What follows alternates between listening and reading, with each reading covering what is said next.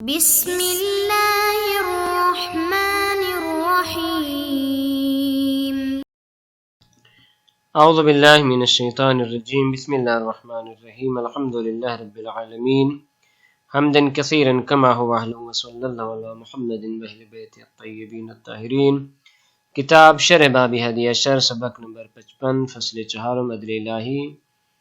اس میں جو بحث چل رہی ہے وہ یہ ہے کہ اللہ تعالیٰ کے جتنے بھی افعال ہیں وہ کسی نہ کسی غرض کے ماتحت ہیں، بامقصد ہیں۔ خداوند عالم کی ذات کوئی بھی فعل بغیر مقصد کے، بغیر غرض کے انجام نہیں دیتا۔ لہذا فرماتے ہیں قال علامہ ہلی رحمۃ اللہ علیہ فرماتے ہیں الرابع، چوتھی بحث اس بحث میں ہے، اس مطلب میں ہے فی انہ تعالی یفعل لغرض، کہ خداوند عالم ہر کام کسی غرض کے تحت کرتا ہے، انجام دیتا ہے۔ کیا دلیل ہے؟ فرماتے ہیں دو دلیلیں۔ پہلی دلیل قرآن مجید لدلالت القرآن علیہ ہے، قرآن مجید اس پہ دلالت کرتا ہے افحسبتم انما خلقناکم عبثا وانکم الینا لا ترجعون وما خلقت الجن والانس الا لیعبدون ما خلقنا السماوات والارض وما بینہما باطلا ذلک ظن الذین کفروا۔ اس طرح کی کافی ساری آیات شریفہ جو قرآن مجید میں موجود ہے۔ عقلی دلیل والاستلزامہ نفیہ العبث وهو قبیح، اگر خداوند عالم کے افعال بغیر غرض کے ہوں تو اس سے یہ لازم آئے گا کہ خداوند عالم کے افعال عبث ہیں، بغیر فائدے کے ہیں، اور یہ پہلے ثابت ہو چکا کہ وهو قبیح، عبث فعل انجام دینا قبیح ہے۔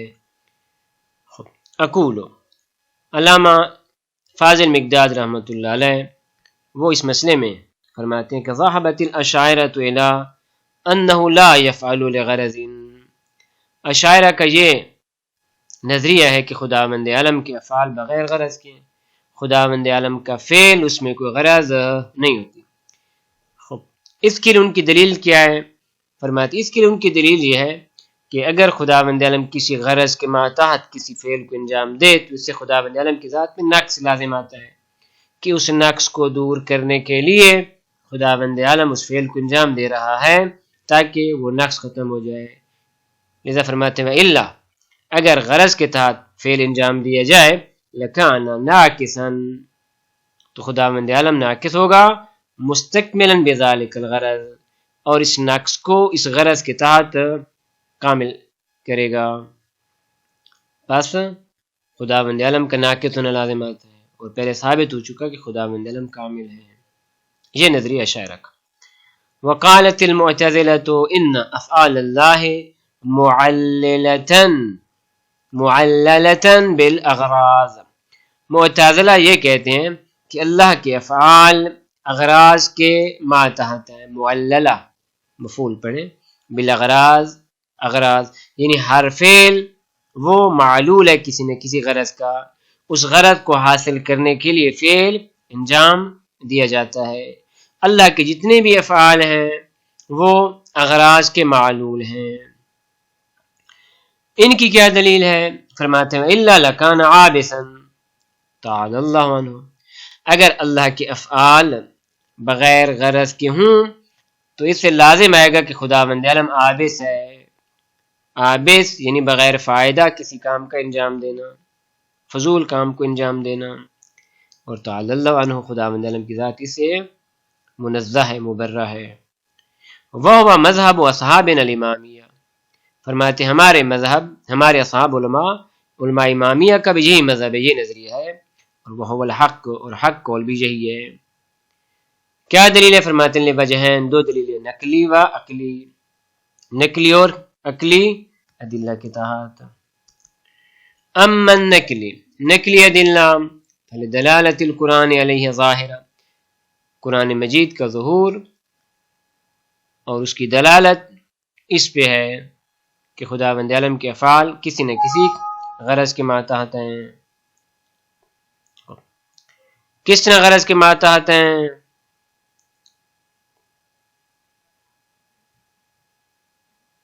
کس طرح غرض کے ماتحت ہیں؟ جیسے افحسبتم انما خلقناکم عبثا وانکم الینا لا ترجعون، آئے تمہارا گمان یہ ہے کہ ہم نے تمہیں عبث پیدا کیا ہے اور تمہاری باز گشت ہماری طرف نہیں ہوگی۔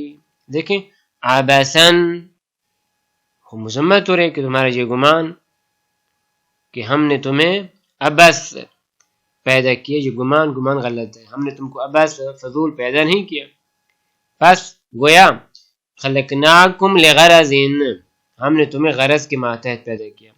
پس خلقت انسان کی جو اللہ کا فعل ہے وہ لغرضین ہے، نہ کہ عبس ہے.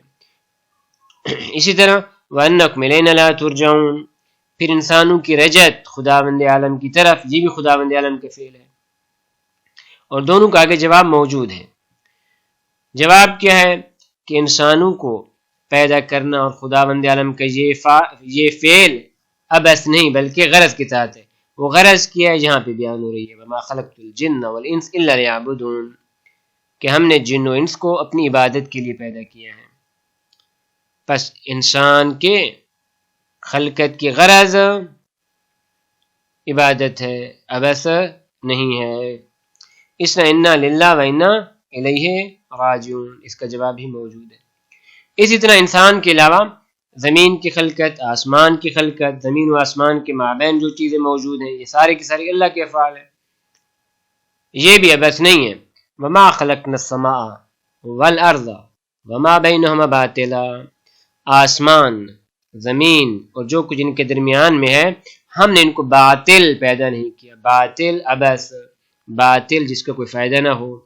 ذالک ظن الذین کفروا، عبث اور باطل یہ کافر لوگوں کو گمان ہے. لذا کافر ان کا گمان یہ ہے کہ انسان بغیر ہدف کے پیدا ہوا ہے، زمین و آسمان یہ بغیر ہدف کے پیدا ہوئے ہیں. اس کے علاوہ اور بھی آیات شریفہ موجود ہیں. وَأَمَّا الْعَقْلِ، عقلی دلیل کیا ہے؟ فَهُوَ أَنَّهُ لَوْلَا ذَلِكَ، اگر ایسا نہ ہو یعنی اگر غرض کے ماتحت نہ ہو، لازم ان یکون عابثا، اس سے لازم آئے گا کہ خداوند عالم عابث ہو، فضول کام کا انجام دینے والا ہو. واللازم باطل، یہ لازمہ کیا ہے؟ عابث ہونا.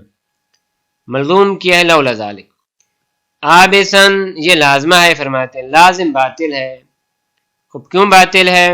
آگے بیان آ رہا ہے کہ چونکہ خداوند عالم عبث فعل انجام نہیں دیتا، عبث بے فائدہ کبھی یہ خداوند عالم کی ذات کے لیے. فالملزوم مثلہ، جب لازم باطل ہے تو ملزوم بھی باطل ہے. ملزوم کیا ہے؟ کہ خداوند عالم کے فعل بغیر غرض کے ہوں، بس خداوند عالم کے افعال غرض کے محتاط ہیں. اما بیان اللزوم فظاہر، لزوم یہ تو ظاہر ہے. اما بطلان اللازم، لازم کس طرح باطل ہے؟ فلأن العبث قبیح، عبث اور بے فائدہ فعل کبیح ہے. والکبیح لا یتعاطاہ الحکیم، کبیح فعل کو حکیم انجام نہیں دیتا. لہذا خداوند عالم کے جتنے بھی افعال ہیں وہ سارے کے سارے کسی نہ کسی غرض کے ماتحت ہیں. وَأَمَّا قَوْلُهُمْ، اشاعرہ کا یہ قول کہ جو انہوں نے اپنی دلیل میں پیش کیا تھا کہ لو کان فاعلا لغرض لکان مستکملا بذلک الغرض، اگر خدا کے افعال غرض کے ماتحت ہوں تو گویا خدا اس غرض کے ذریعے اپنے آپ کو کامل کر رہا ہے. فرماتے ہیں یہ بات اس وقت صحیح تھی جب اس غرض کی بازگشت اور فائدہ خداوند عالم کو. در حالانکہ جتنی بھی اغراض ہیں، جتنے بھی مقاصد ہیں، یہ سارے کے سارے یا تو عبد کی منفعت کی طرف پلٹتے ہیں یا نظام وجود کا تقاضا یہی ہے. لذا فرماتے ہیں فإنما يلزم الاستكمال، استکمال اس وقت لازم آتا ان لو كان الغرض عائدا الى اللہ تعالی، اگر اللہ کی ذات کی طرف غرض عائد ہوتی. لیکن ليس كذلك، درانا کہ ایسا نہیں ہے. بل هو عائد، بلکہ یہ غرض عائد ہے، جا رہی ہے اما الى منفعت العبد، عبد کی منفعت اور نفع کی طرف، یا لاقتضاء نظام الوجود، نظام کون، نظام وجود جس کے اندر انسان زندگی کر رہا ہے، اس کے نظام کا تقاضا یہی ہے. لہذا ستاروں کا مخصوص مدار میں گردش کرنا، چاند کے مخصوص مدار میں گردش کرنا، اس طرح زمین و آسمان، دن اور رات، یہ ایک مخصوص غرض کے ماتحت چل رہے ہیں کہ جو نظام وجود کا تقاضا ہے. لذا اللہ کے جتنے بھی افعال ہیں یہ سارے کے سارے اغراض کے ماتحت ہیں. وذالک لا یلزم منہ الاستکمال، اس سے استکمال لازم نہیں آتا کہ خداوند عالم کی ذات اپنے آپ کو کامل کر رہی ہے. نا، نظام وجودی کا تقاضا یہی ہے کہ ہر چیز مخصوص غرض کے تحت ہو، یہ مشخص ہے. قال ولیس الغرض الاضرار لکبہ بل النفع، خداوند عالم کی یہ جو اغراض ہیں افعال کے انجام دینے کے لیے، پہلی تو مشخص ہے کہ یا تو خود عبد کی منفعت کے لیے، اس طرح دوسرا یہ کہ نظام وجود کا تقاضا یہ ہے. تو یہ جتنی بھی اغراض ہیں یہ انسان کو ضرر دینے کے لیے نہیں ہیں، بل النفع، انسان کو نفع دینے کے لیے ہیں. ضرر دینے کے لیے کیوں نہیں ہے؟ لکبہ، کیونکہ کسی کو ضرر دینا کبھی ہے. اقول، علامہ فاضل مقداد رحمۃ اللہ علیہ فرماتے ہیں کہ لما ثبت ان فعلہ تعالی معلل بالغرض، جب ثابت ہو چکا کہ اللہ کے افعال غرض کے محتاط ہیں، غرض کے معلول ہیں، وَأَنَّ الْغَرَضَ عَائِدٌ إِلَىٰ غَيْرِهِ، اور یہ غرض اللہ کی طرف نہیں بلکہ غیر اللہ کی طرف جا رہی ہے، اللہ کے علاوہ باقی کی طرف یا نظام وجود یا منفعت آپ کی طرف جا رہی ہے. تو فَلَيْسَ الْغَرَضُ حِينَئِذٍ إِضْرَارَ ذَلِكَ الْغَيْرِ، تو یہ غرض اس غیر کو ضرر دینے کے لیے نہیں ہے. کیوں؟ لِأَنَّ ذَلِكَ قَبِیحٌ عِنْدَ الْعُقَلَاءِ، کیونکہ غیر کو ضرر دینا قبیح ہے عقلاء کے نزدیک. مثلا کمن قدم الی غیرہ طعاما مسموما یرید بہ قتلہ، مثلا اگر ایک شخص غیر کو طعام دیتا ہے، کھانا دیتا ہے، لیکن کھانا ایسا ہے کہ جو زہریلا ہے، کہ جس کے ذریعے اس کے قتل کا ارادہ ہے، تو فَإِذَا لَمْ يَكُنْ الْغَرَض الْإِضْرَارِ، تو بنابراً یہ ایسے ہے جس طرح کسی غیر کو ایسا طعام دینا کہ جو اس کو مسموم کرنے والا ہو، اس کو زہر دینے والا ہو، تو زہر ہے عقلاء کے نزدیک کیا ہے؟ یہ کبھی ہے. بنابراً فَإِذَا لَمْ يَكُنْ الْغَرَضُ الْإِضْرَارِ، جب خداوند عالم کے افعال کی غرض اضرار نہیں، تعین یکون النفع، تو متعین ہوا کہ نفع کے لیے وہ المطلوب، ہمارا مطلوب بھی یہی. وصلی اللہ علی محمد و اہل بیتہ الطیبین الطاہرین.